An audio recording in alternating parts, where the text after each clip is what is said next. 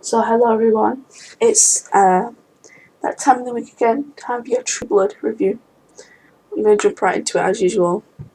So I'm going to start off with the most boring characters I felt, in my opinion. Even though none of the characters are really boring this episode, which is good because it kind of ranks up the episode this season to its kind of grand finale, which obviously things are now getting introduced, and in episode 12, as is tradition, it'll be the finale, and then everything will explode, and then there'll be like some cliffhangers for next year. So,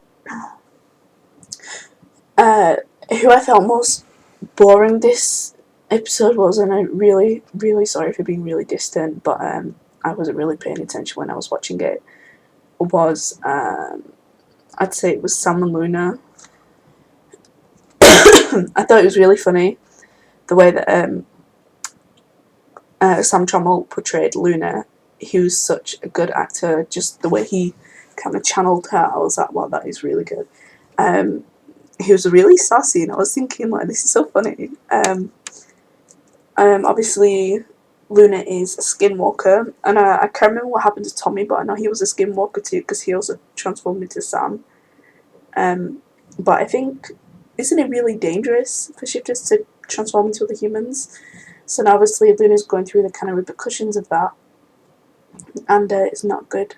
So hopefully we're going to see what happens to her. And I'm rooting for Sam because I really do like him. Then we've got Alcide. I really hate the Packmaster. Oh, I really hate him. You don't understand. He's just such a vile, horrible man. He's just the way he's shaped is classically to be the villain. But you know what? Sometimes I complain and say I wish they didn't do this to this character because I think they can do so much better. But I really don't give a crap.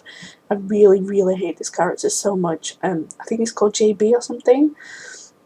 The way he just treats other people, the way he's just all about himself, all about getting power, just about getting V, I really do not like him at all, and I really want I'll see next episode to kick his ass so hard, you don't understand.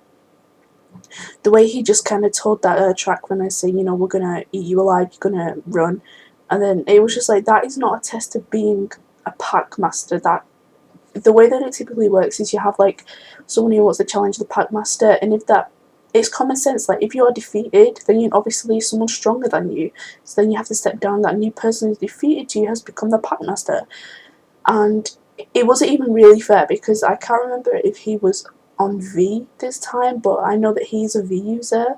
It just was totally an unfair advantage to him. Alcide had no chance, and I really hope that he just gets banished and just learns his lesson and goes somewhere because I do not like him at all.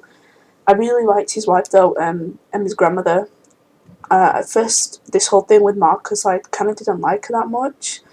I was really unsure of her, but actually she's got a really good heart, and I appreciate the way she sticks up for the people. She's like, you know what, this isn't the kind of person you want to be, you're better than this.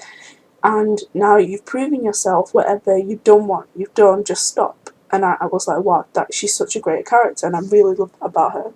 So hopefully we're going to be seeing more of her, more of Emma, because I like to see Emma's story of how she identifies as a werewolf. That'd be really cool. Obviously with Sam, not as her stepdad, but as her mother's boyfriend, how she interacts with her mother's shifterness, how she feels about the shifter community. That'd be really interesting to watch. Then we have Arlene and Lafayette and Patrick and Holly. Again, I love Holly so much. I think she's just such a great character. She's so in tune. I don't think though, I'd like to see more of her, but I don't want them to give her a story to the point where it's going to make it all really boring. Like, I kind of liked Andy before he became a main character. He was funny, he was comic relief, but I don't think he was charismatic enough to deserve his own storyline, so I really hope that they flesh her character out in the screen time that they give her, but I don't want them to give her a storyline in which she struggles and suffers, because I just think she's really great as a side character. The whole thing where Lafayette was basically like, you're going to pay $300 to do this seance thing, and at first he was making it up, and I was like, oh, that's so funny, but you know what?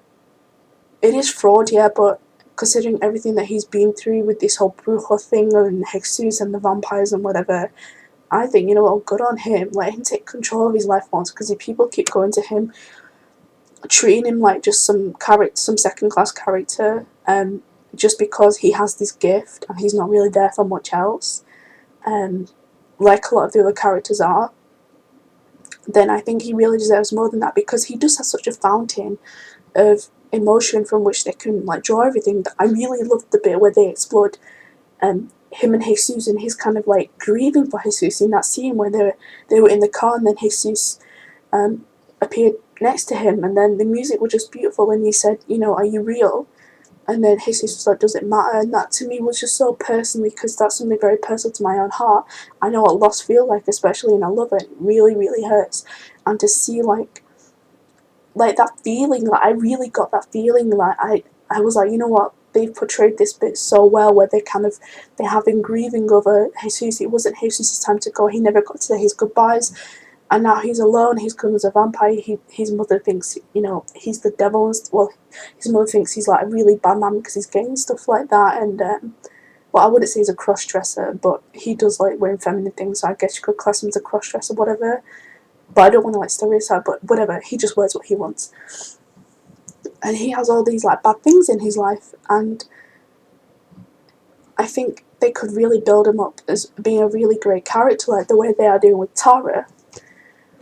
So it was good to see him actually, you know, getting some limelight and taking advantage of the situation and saying, you know, you're going to give me this money, and I'm going to talk to this Iraqi woman. I think she was Iraqi because they were in Iraq.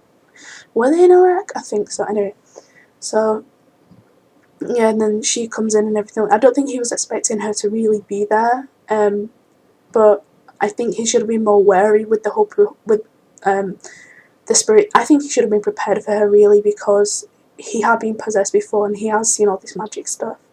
So I was kind of wondering why he wasn't prepared for her to come and whatever.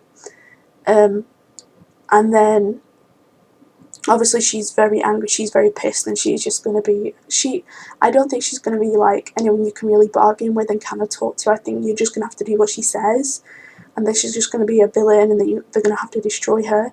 And the way that she said that is by saying Terry has to destroy Patrick, because Patrick's the one who gave him the orders to kill all the people, or Patrick's going to have to destroy Terry because Terry's the one who actually killed the people. Personally, and then Patrick ran off because he was like, oh shit, I'm going to die.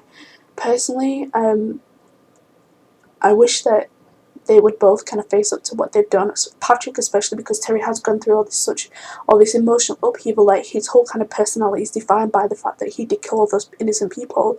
I mean, you see through seasons 1, 2, 3, 4, and 5, he's very fragile, he's very emotional, and I really want him to kind of get over it without having to kill his friend, kill his former sergeant, and kind of go through the pain of that and the trauma of that. I want him to kind of come out a really good character who's kind of gotten over and forgiven himself for what he's done and learned from it, instead of just being haunted by it all the time. And that's why I don't want him to have to kill Patrick, but then I don't want Terry to die. I don't really care about Patrick, to be honest. I think he's a coward.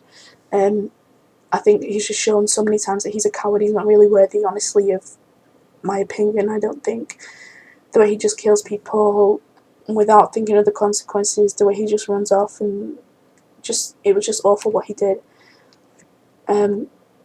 Yeah, so I don't want Terry to die, so hopefully they can come up with some way of making this Ifrit, the angry woman, satisfied with it all. But I don't know how it's going to turn out. And then, oh yeah, also as a side note, Arlene, this whole Renee thing, they haven't really discussed that. I brought that back up and I was really surprised because I was thinking, well, it wasn't last season. She saw him on Halloween, so what the hell's going on with that? I do not know. Maybe it'll just never go answered, or maybe it's just going to be a plot device for later in the season when everything gets like kind of ramping up to the finale, which is what they kind of seem to do sometimes. Then you have Suki and Jason, oh, he was so funny this episode when he said, oh, what was he saying about elders or something?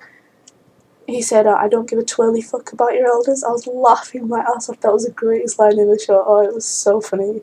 And then basically he said to Suki, you know what, you do have these powers and this is what we can use to kind of get we can find out information about who killed our parents. So I think he was really using his head in that scene. I was like so grateful, because usually he's kind of portrayed as being the one who's kind of dumb, and I really don't like that, because I do think he does have a good heart.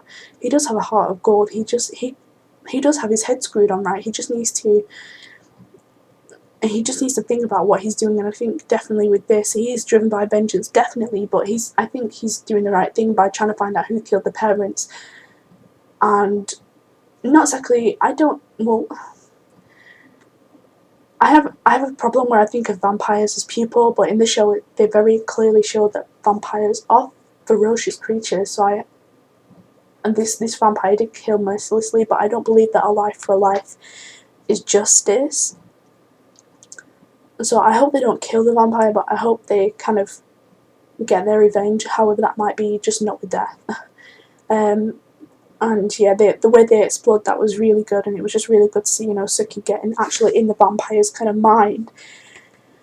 And yeah, and obviously Claudine, was it Claudine or Claudette? I can't remember.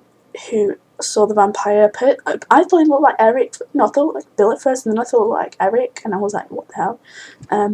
But obviously it wasn't either of them, I don't think, unless one of them took a moniker back in the day. And I don't see why either of them would wear that clothing, like cowboy clothing. It was really weird, and I thought of Stan from season 2, who was a vampire sheriff, I believe. And then we have Jessica and Hoy. This whole thing, like, it really touched me, the way that Hoyt was having to. He decided not to kill her because he does obviously love her, but he kind of turned around and said to, well, fuck you, and I think she really deserves that. I do not like Jessica this season at all. What she did to him was really shit. And I'm glad that they're actually getting their feelings out about it, and I just hope she gets over it. I do not hope she dies, but I hope she gets over it and realises that what she's doing is not okay. It's not okay to mess people's feelings about. Even if she's a vampire, she does want to do what she wants.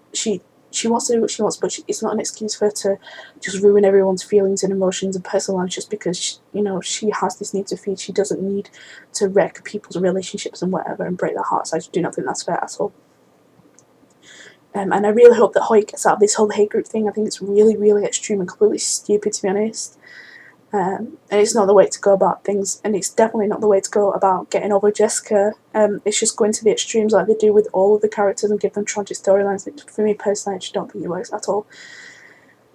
And then you have Tara and Pam, this whole thing with the woman who came in and would talk to Tara. Honestly, if that was me talking to a vampire, I would shit myself. I would not talk to a vampire like that at all. I'd be like, oh my goodness, you're a vampire now, I knew from high school, and I'm really sorry about what I said. I'd beg, I'd just get out of there. I'd be like, what the hell, I don't want to be around this because I know this is really dangerous, because things I did in the past probably were really offensive.